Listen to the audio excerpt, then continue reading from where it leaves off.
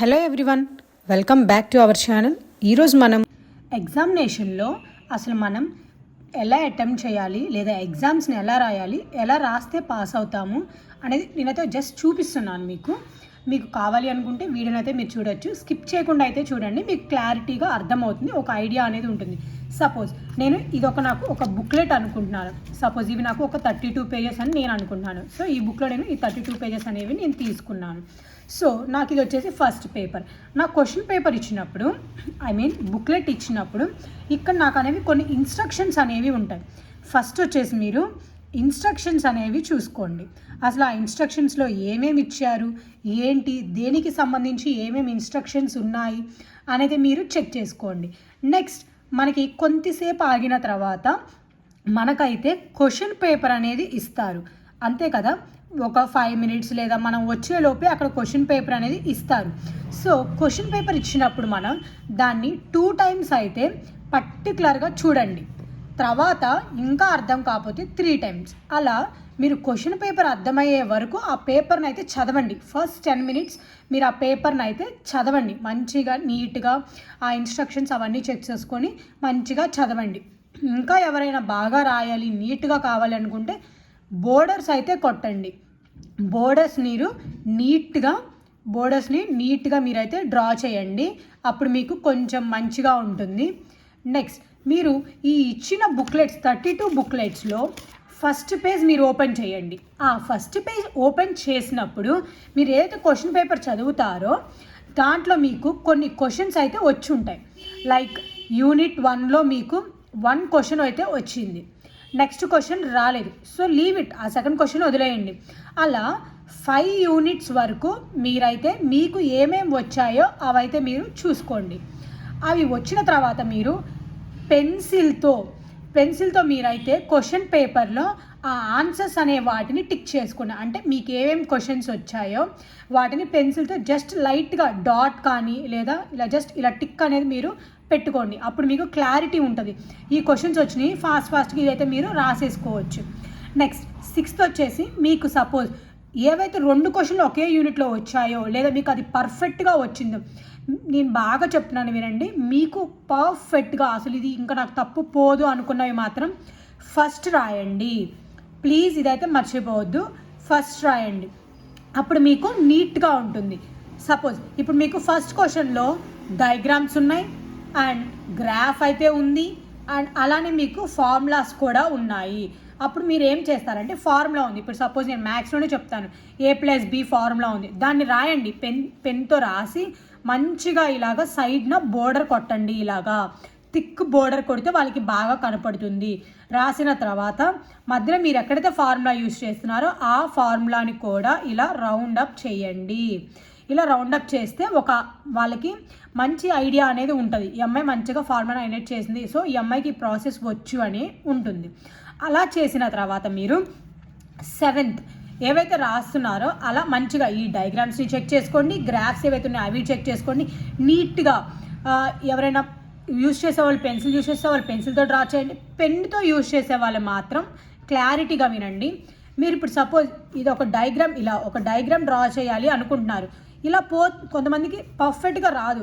So పర్ఫెక్ట్గా వస్తేనే మీరు ఏ స్ట్రైక్ అవుట్ చేయకుండా డ్రా చేయగలుగుతారు అనుకునే వాళ్ళే పెన్తో డ్రా చేయండి. లేదు అంటే పక్కా పెన్సిల్ అయితే మీరు యూజ్ చేయండి. సో అప్పుడు మీకు మిస్టేక్స్ పోకుండా ఉంటాయి. పెన్నుతో పోతే మిస్టేక్స్ కంపల్సరీ అవుతాయి. ఇప్పుడే ఫస్ట్ ఇయర్ వాళ్ళైతే నేను ఒకటే చెప్తాను, ఫస్ట్ ఇయర్ వాళ్ళైతే ప్రెజెంట్ పెన్సిల్ అయితే యూజ్ చేయండి. సో మీరు అప్పుడు ఏదైనా తప్పులు పోతే రబ్ చేసుకోవడానికి ఉంటుంది. ఓకే, ఇది మాత్రం మీరు మైండ్లో చాలా క్లారిటీగా పెట్టుకోండి. నెక్స్ట్ నేను 7th నేను చెప్పాను కదా, ఇప్పుడు డయాగ్రామ్స్ అనేవి మంచిగా చూసుకోండి. ఇప్పుడు ఏమైనా మెజర్మెంట్స్ ఉన్నవి ఏమైనా కావాలంటే కరెక్ట్ మెజర్మెంట్స్ తీసుకోండి. మెజర్మెంట్స్ చెక్ చేయరు అలా అని చెప్పేసి మీరు ఎలా పడితే అలా డ్రా చేయొద్దు, నీట్గా డ్రా చేయండి, సరిపోతుంది. నెక్స్ట్ 8th వచ్చేసి ఫస్ట్ ఏవైతే మీరు రాస్తున్నారో వాటిని ఇప్పుడు సపోజ్ నేను యూనిట్ 1లో పెట్టాను. యూనిట్ 1A రాయండి క్వశ్చన్. నెక్స్ట్ యూనిట్ 2 వచ్చింది నాకు ఇక్కడ. యూనిట్ 2లో 2 క్వశ్చన్స్ నాకు వచ్చాయి. అది ఇప్పుడు నాకు 4A వచ్చింది, 4A. నెక్స్ట్ 4B అని ఇలా పెట్టండి. ఇప్పుడు 5 యూనిట్స్ అలా రాశాను. ఇప్పుడు నేనేంటి యూనిట్ 1లో 1B రాయలేదు, తర్వాత మీకు ఆన్సర్ గుర్తొచ్చింది. సో దాన్ని ఏం చేస్తారు, మళ్ళీ లాస్ట్లో యూనిట్ 1 అని పెట్టేసి దాన్ని మళ్ళీ మీరు ఎడ్జ్లో 1B అని రాయండి. ఇలా క్లారిటీగా రాయండి, అప్పుడు మీరు మంచిగా ఉంటుంది. నెక్స్ట్ అలా మీరు యూనిట్ 5 వరకు మొత్తం రాయండి. Like 1A 1B, unit 1లో 1A 1B వచ్చాయి మీకు.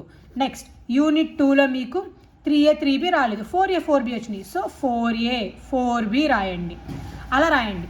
నెక్స్ట్ మీరు వచ్చేసి మీకు యూనిట్ 3 ఉంది, యూనిట్ 3లో మీకు 6 వచ్చింది. సో 6A 6B అని రాయండి. నెక్స్ట్ యూనిట్ 4లో మీకు 7A 7B వచ్చింది, 7A 7B అని ఇలా రాయండి. ఒకవేళ మీకు 7A ఒకటే వచ్చింది, 7B రాలేదు, ఎట్ ది లాస్ట్ మీరు రాయండి. ఎట్ ది లాస్ట్ మళ్ళీ యూనిట్ 4 పెట్టేసి 7B రాయండి, సరిపోతుంది. నెక్స్ట్ యూనిట్ 5 అలా మీరు మళ్ళీ 10A 10B. నేను సపోజ్ మీకు చెప్తున్నాను అంతే, మీకు ఏ క్వశ్చన్స్ వస్తే అలా రాయండి. సో ఇలా మొత్తం రాసిన తర్వాత మళ్ళీ రీచెక్ చేసుకోండి. మొత్తం పర్ఫెక్ట్గా రాసిన తర్వాత 5 యూనిట్స్ అన్నీ 2 క్వశ్చన్స్, ప్రతి దాంట్లో 2 క్వశ్చన్స్ అటెంప్ట్ చేస్తే మీరు ఎగ్జామ్ అయిపోయింది అనుకున్నప్పుడు మళ్ళీ గో బ్యాక్. ఇప్పుడు నాకు ఇదంతా అయిపోయింది, నాకు ఈ బుక్లెట్ మొత్తం నేను నింపేశానండి. నింపేసినప్పుడు ఏంటి, మళ్ళీ ఫస్ట్కి రండి. అంటే నేను మళ్ళీ ఫస్ట్కి వచ్చి ఈ ఫస్ట్ అంతా నేను చెక్ చేసుకుంటాను, ఎలా రాశాను ఏంటి, అసలు ఏమైనా మిస్ చేశానా, ఏమైనా డయాగ్రామ్ రాంగ్ చేశానా అని. ఎవ్వరు హడావుడిగా బయటికి వెళ్ళొద్దు, మీ పేపర్స్ ఇచ్చే వరకు వాళ్ళు ఎక్కడికి వెళ్ళరు. మీకు టైం అనేది కంపల్సరీ సరిపోతుంది. అలా అని చెప్పేసి మీరు ఒక్కొక్క క్వశ్చన్ 30 మినిట్స్ అలా అయితే రాయొద్దు. మీరు ఫస్ట్ నుంచే ఒక టైం మెయింటెనెన్స్ అనేది పెట్టుకోండి. కంపల్సరీ మనకి టైం మెయింటెనెన్స్ అనేది క్లారిటీగా ఉండాలి. కంపల్సరీ నేనైతే ఒకటే చెప్తాను, వాచ్ అనేది మెయింటైన్ చేయండి. వాచ్ మెయింటైన్ చేస్తే మీకు టైం సెన్స్ అనేది ఉంటుంది. అక్కడ మీరు ఏ టైంలో ఎంతవరకు ఏది కంప్లీట్ చేస్తున్నారో మీకు ఒక ఐడియా ఉంటుంది. నెక్స్ట్ టైం మళ్ళీ మీరు ఆ మిస్టేక్ చేయకుండా ఉంటారు.